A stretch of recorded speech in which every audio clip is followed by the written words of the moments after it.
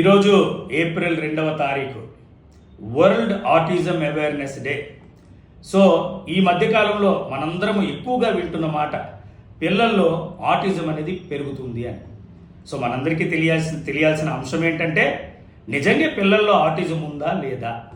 చాలా చోట్ల ఆటిజం లేని పిల్లల్లో కూడా ఆటిజం ఉంది అనుకొని ఒక ఆందోళనలో ఇంతకీ ఇప్పుడు వరకు కూడా పేరెంట్స్ ఉన్నారు.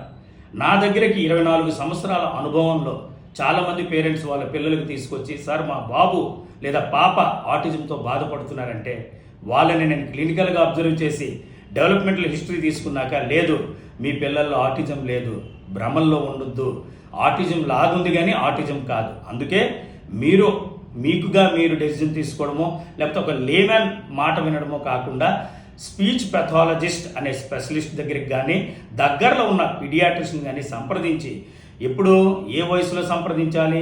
7 ఏడాది నుంచి 7.5 ఏడాది వయసు మధ్యలో మీరు సంప్రదించి ఎర్లీగా ఏదైనా ఐడెంటిఫై ఇటువంటి neuro complex developmental disorder autism అంటే అంత క్రిటికల్ కండిషన్లో ఉంటారు. వాళ్ళని వాళ్ళు అదుపులో పెట్టుకోలేరు, వాళ్ళకి ఒక ఆలోచన ఉండదు, ఒక కుదురు ఉండదు, ఎక్కడ తిరుగుతూనే ఉంటారు, రెండోది లేదా అరుస్తూనే ఉంటారు, లేదా ఊకుకే ఏడుస్తూనే ఉంటారు. ఎన్నో ఇటువంటి అంటే ప్రతి లక్షణము చూడడానికి ఇంకా వేరే డిజార్డర్స్తో కూడా ఒకే సరిపోల్చేటట్టు ఉంటుంది. కానీ ఒక్క క్లినికల్ ఎక్స్పర్ట్స్ ఆయన స్పీచ్ పెథాలజిస్ట్, వెల్ క్వాలిఫైడ్ అయిన స్పీచ్ పెథాలజిస్ట్, వెల్ ఎక్స్పర్టైజ్ అనే స్పీచ్ పెథాలజిస్ట్ మాత్రమే కనుగొనగలుగుతారు ప్రాథమిక దశలో. దానికి తగ్గట్టు వాళ్ళకి ట్రీట్మెంట్ కూడా అందించబోతుంది. ఎందుకంటే వాళ్ళకి తీవ్రమైన కమ్యూనికేషన్ ఇబ్బంది ఉంటుంది, సోషల్ బిహేవియర్ కూడా తీవ్రంగా ఉంటుంది, రోజు రోజుకి వాళ్ళ ఇబ్బంది తీవ్రతరం అవుతుంటుంది.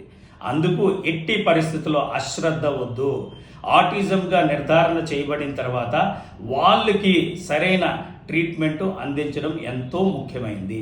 ఇక్కడ ఎట్టి పరిస్థితుల్లో అశ్రద్ధ వద్దు, ఎటువంటి విరామం వద్దు. వాళ్ళు బాగై వాళ్ళు నడవడిక, వాళ్ళ కమ్యూనికేషన్ అర్థం చేసుకునేది వాళ్ళు మీ కంట్రోల్లో, పేరెంట్స్ కంట్రోల్లో ఉండే విధంగా తెచ్చుకునే వరకు అశ్రద్ధ లేకుండా ట్రీట్మెంట్ చేయించండి.